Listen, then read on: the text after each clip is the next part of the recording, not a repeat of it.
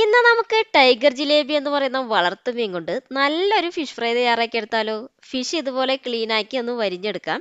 ഇതിലേക്ക് 1 table spoon ginger garlic paste, 1/2 table spoon chilli powder, 1 table spoon coriander powder, 1/2 teaspoon garam masala, 1/4 teaspoon turmeric powder, 1/2 teaspoon cumin powder, 1/4 teaspoon pepper, പിന്നെ കുറച്ച് ലെമണും 2 teaspoon ഓയിലും 1 table spoon കോൺഫ്ലോറും പിന്നെ ഉപ്പും ഇട്ടിട്ട് കുറച്ച് വെള്ളമൊഴിച്ച് നന്നായി ഒന്ന് മിക്സ് ചെയ്ത് മീനിൽ പുരട്ടി അരമണിക്കൂർ ഒന്ന് ഫ്രിഡ്ജിൽ വെക്കാം.